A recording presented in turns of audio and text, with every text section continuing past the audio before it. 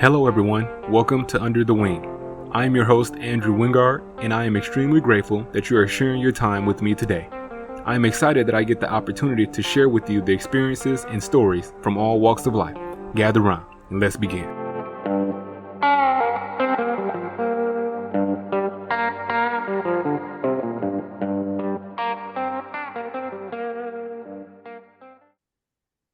Hello, everyone. Welcome to another episode of Under the Wing. I know I say this all the time when I say I have a special guest, but I really have a special guest today. And so I am extremely excited to talk to this young woman. Many know her by the name of Kayla. I just call her Baase.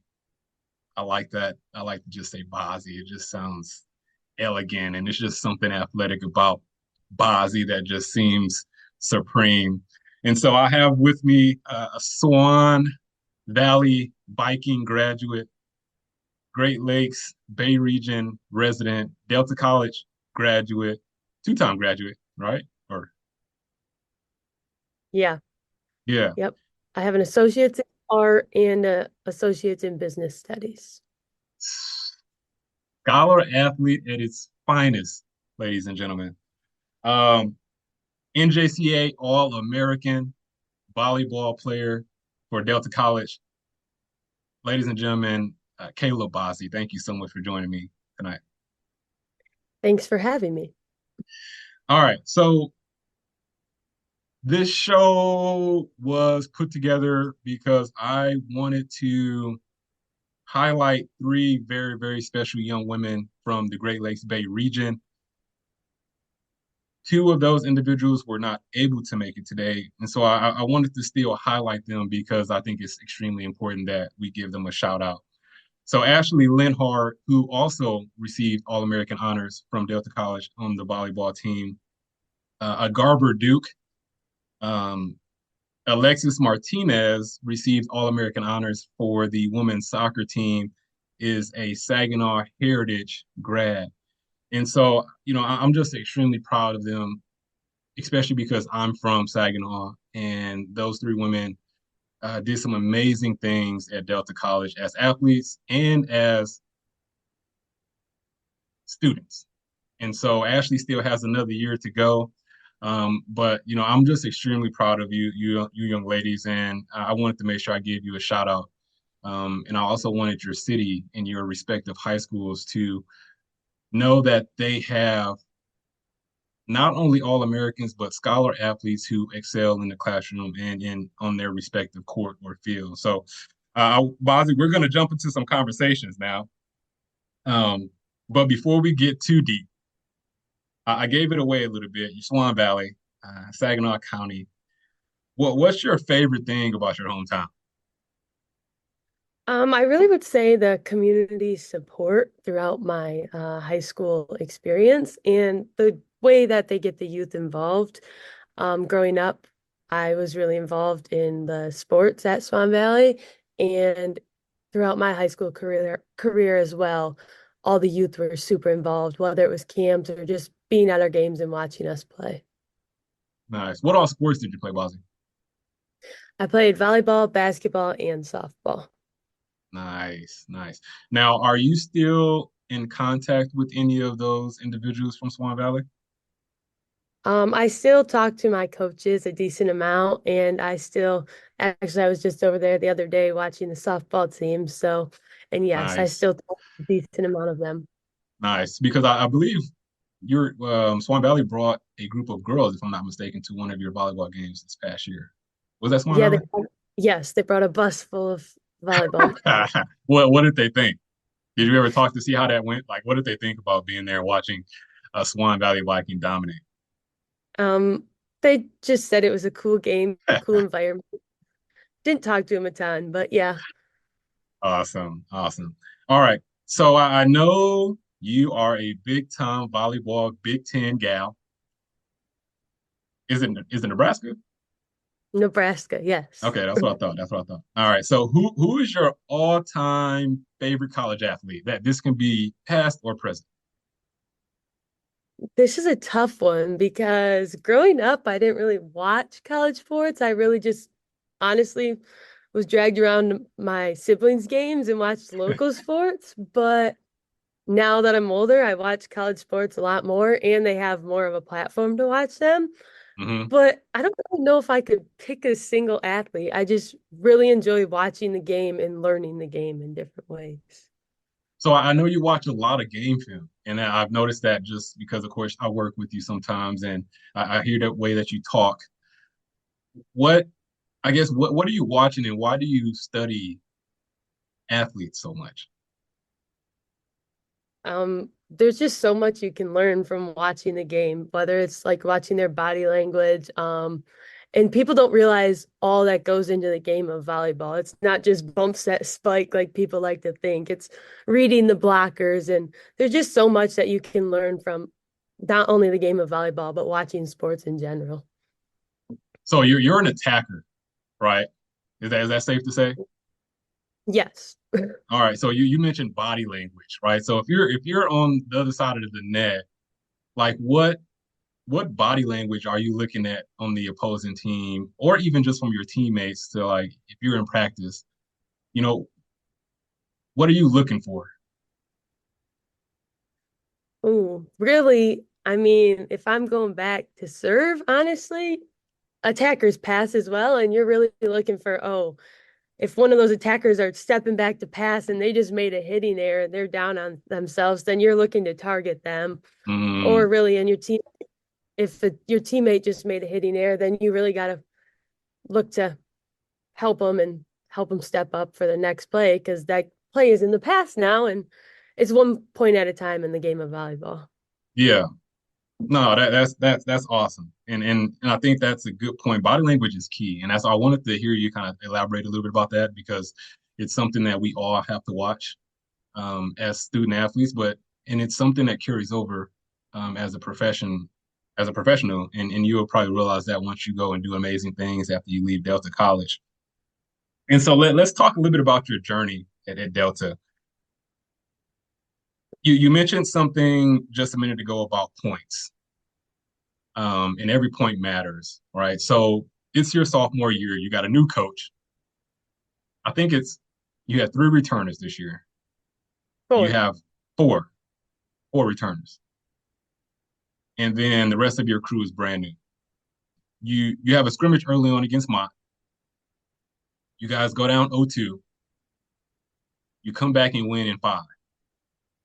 Like what happened? Was it something coach said? Like what happened to it? I think it pretty much set the tone for your entire season for the most part. But like what happened to get to that point? I like you said, I we really were just young, and that was really honestly, we had been practicing for a month before we actually got to play. So it was a long preseason of working with each other, but finally getting to see an opponent. It was kind of just like a shock at first, like, whoa, we're actually getting to play.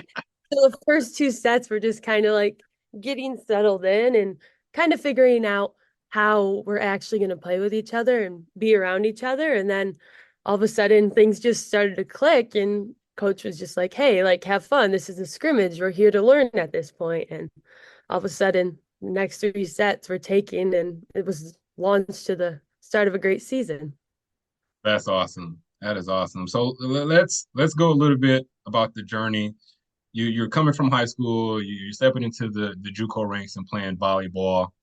What was like your biggest adjustment transitioning to being a collegiate student athlete? Being a three sport athlete in high school and like also I do enrolled at Delta too. I already knew what a crazy schedule looked like, Mm, but really stepping into like Delta, there isn't really a close opponent. Everything was at least an hour and a half away. So I'd really mm, say like the travel for away games was a huge adjustment. And I also chose to commute, which is half an hour away from home. So some nights we'd get back at midnight, 1 o'clock, and it's like half an hour home still, shower, get ready to go and run it back the next day. So I would really say just the like travel. mm. How did you prepare yourself, or how did you adjust? Like, did you do anything to help balance that, or to help yourself kind of get engaged in that new environment? Um, I mean, it's really just more so like realizing, yes, the bus is a fun time to hang out and bond with my teammates, but also I have schoolwork to get done. So sometimes Mm. taking the time on the bus to work on schoolwork or even get a little nap in on the way back home. Seizing the moment for everything, right? You have to use every second, right? For sure. Awesome. All right. So you're you embody the scholar athlete model, right? And so many schools and many athletic departments, they strive to make sure that they're excellent in the classroom as well as excellent on their respective field and or court. You're someone that does both. And I'm not afraid to say that because numbers don't lie, right? What would you say to someone who says, you know what, I can't be excellent in the classroom and an All-American in my respective sport? What would you say to that individual? Well, first of all, I would say like it's all about the mindset, really. Like if you're walking in with that mindset, then obviously you're not going to achieve great things. But Mm.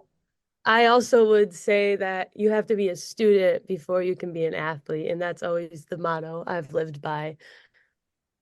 Why do you think that is? So why do you think you have to be a student before you can be an athlete?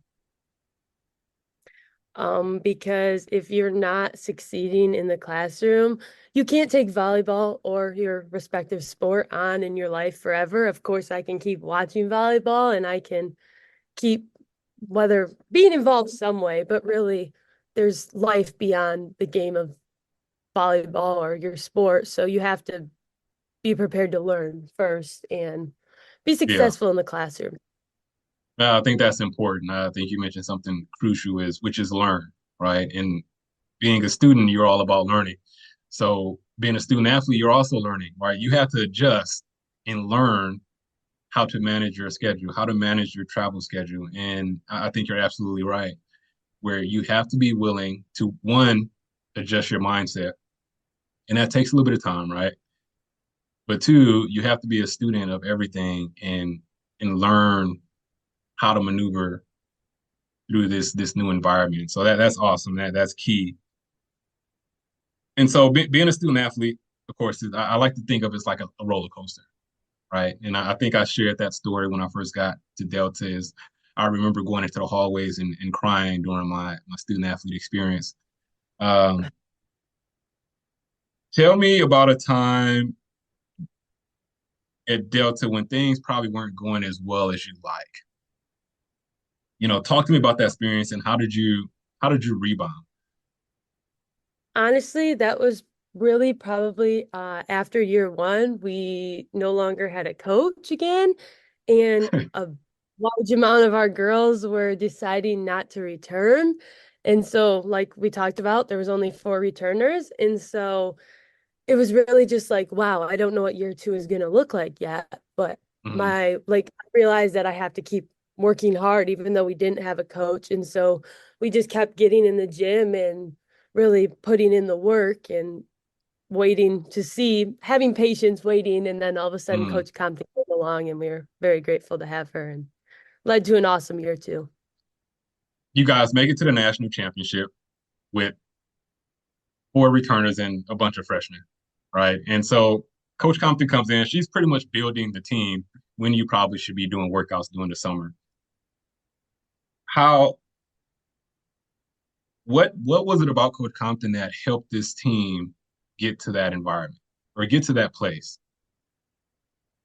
So when she first came into our first open gym and met us, she had us go around in a little circle and say, like, what's one thing you want your coach to bring in? And first thing I said was positive energy. And because I don't like the word just energy, there can be negative energy in a gym too. So Mm, I take positive with it. And she brought that every single day. She always brought a smile on her face and always was bringing energy every single day.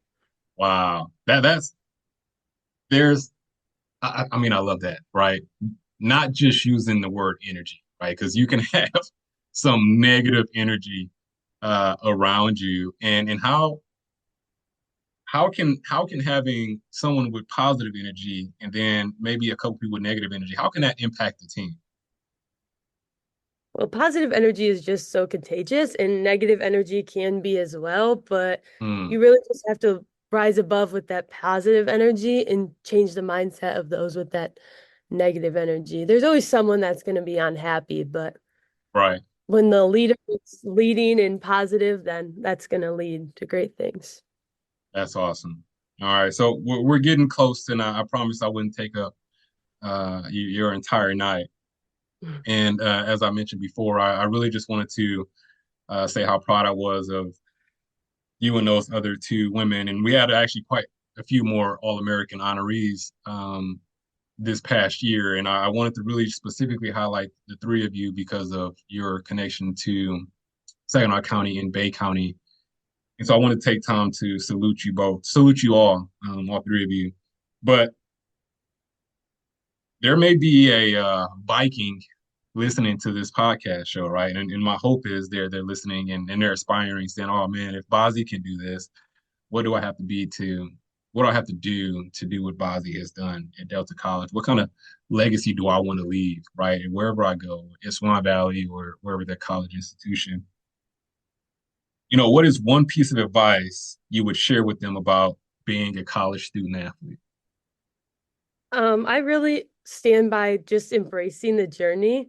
Everything happens for a reason, and really like even when no one's watching, you have to put in that hard work if you have a goal in mind, but in the end, everything will end up happening for a great reason.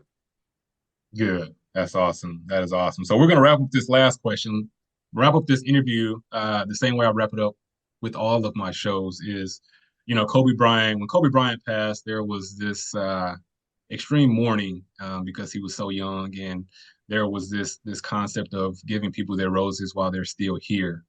And so I want you to, give somebody their rose today, whether, it could be a friend, a peer, a coach, whatever.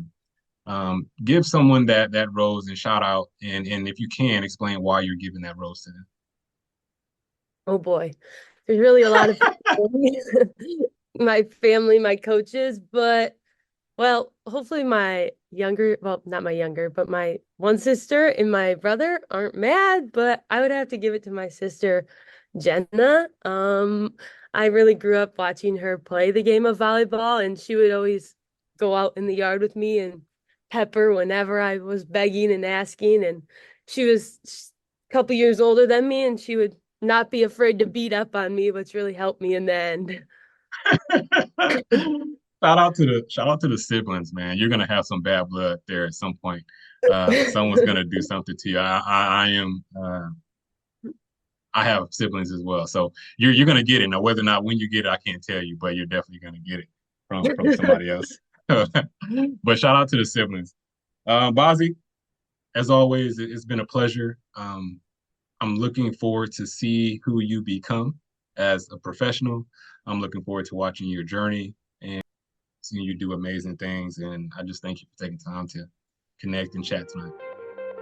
Thanks for having me. It was great.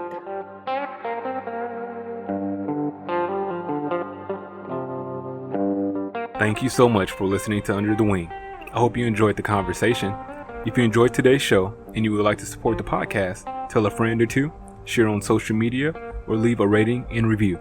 You can follow me on Instagram at Under the Wing with Andrew. Again, thank you for listening, and I'll see you next time.